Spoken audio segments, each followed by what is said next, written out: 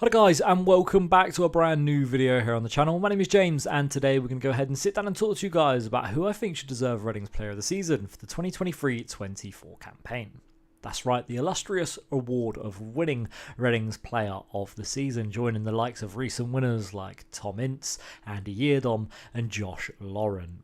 Well, what does the award do for your career? You either get a championship move or you continue to stay at Reading Football Club. And for the winner of this year's award, I really hope they do the latter and they continue to stay at Reading Football Club. Now what we'll do is we'll go through who I think should win the award, the second place, the third place, and I've also got some honourable mentions who I think have done well throughout the season. Maybe not within the Player of the Season campaign shout, but I think they've still had decent seasons at Reading.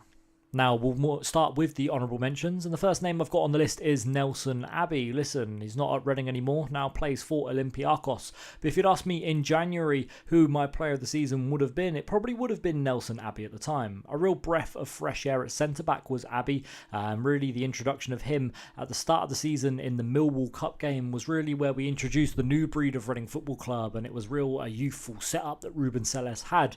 And yeah, it really showed that we don't have to have these slow centre backs anymore and that we can play these better ones.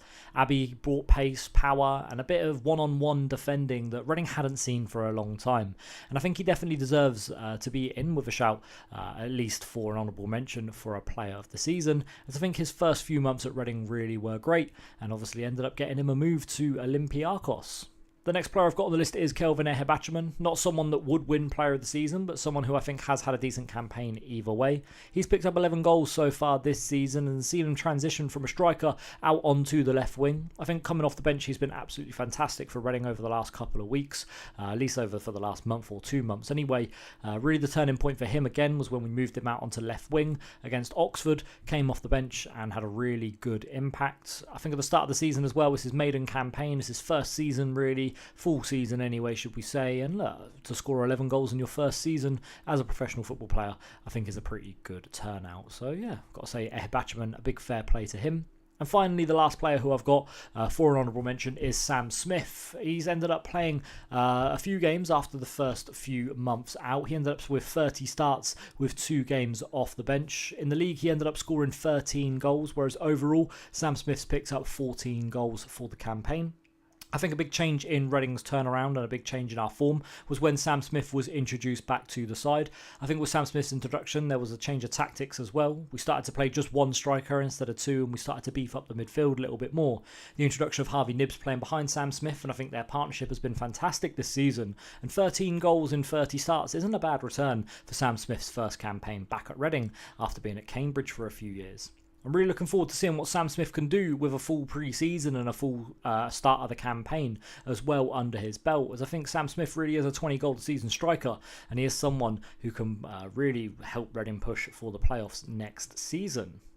Now we'll go into our third place player, and my third place player for the player of the season this year is Harvey Knibbs. This season he's played 42 games in the league starts and he's had 1 game off the bench. 10 goals and 6 assists so far for Harvey Knibbs in the season.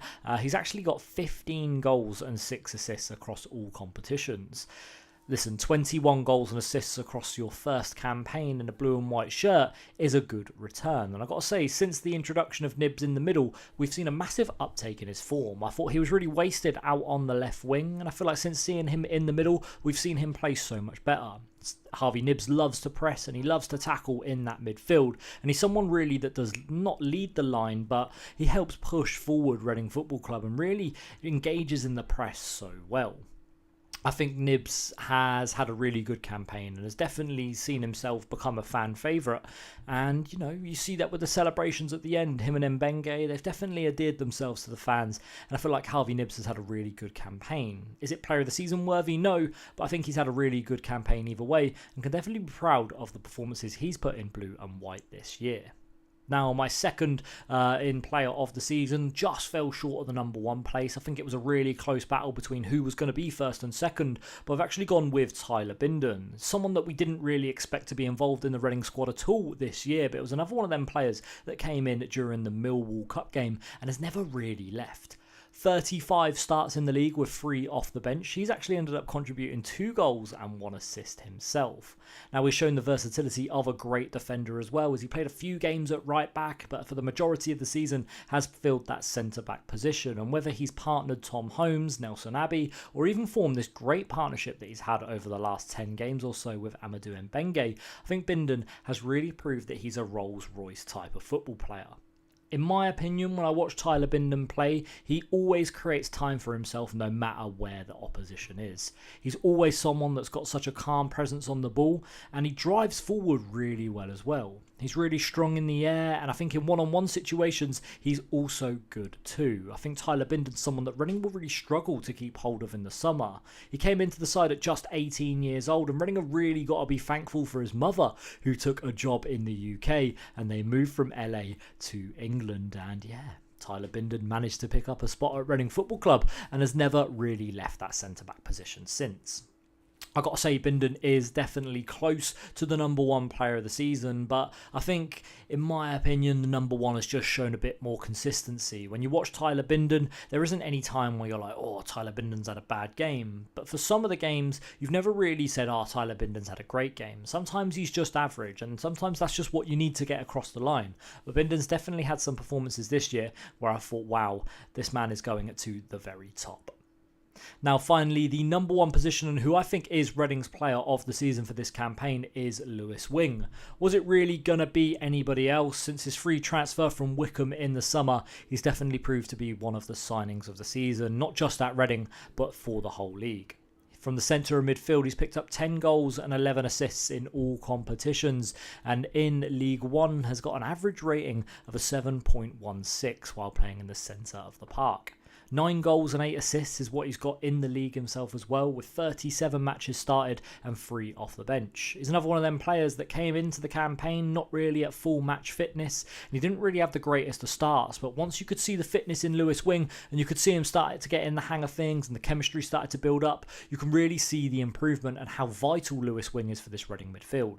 Last season we saw Reading have a really poor midfield, with Jeff Hendrick being the real main man in the centre of the park, and he wasn't really too great. Whereas this year we've seen Lewis Wing be the main man in the centre of midfield, and we've seen such a great turnaround. Listen, I'm not going to sit here and say Reading have had the greatest campaign of all time, but from January onwards, Reading have been one of the better teams in League One, and I think the turnaround in form has definitely seen the best in the players, and Lewis Wing is definitely someone that we've seen the best of.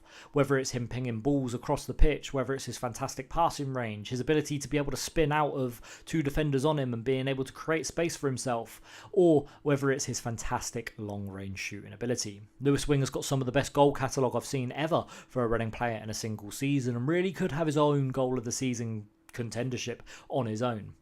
He could have his own category for just goal of the season, and look, he's had some fantastic finishes. Just off the top of my head, just thinking of some of them, you've got the game just against Barnsley the other day, you've got his goal against Bolton, some of his strikes have been outstanding, the Carlisle goal. Lewis Wing's definitely been one of the best players that Reading have had this season, and for me, that's why he picks up the Player of the Season award. Now, that's going to be it for this video today, guys. Thank you very much for watching. We're going to end up bringing up a Player of the Season, Most Improved, who was the best goal, an awards video coming up at the end of the campaign. I'm just going to wait for the Blackpool game to finish first. And yeah, hopefully no points deductions before that, so we can guarantee that we're talking about us being survived. But yeah, that's going to be it for this one today. Thank you very much for watching. My name's been James, and we'll see you all again very soon. Thanks for watching. We'll see you in the next video. Bye-bye.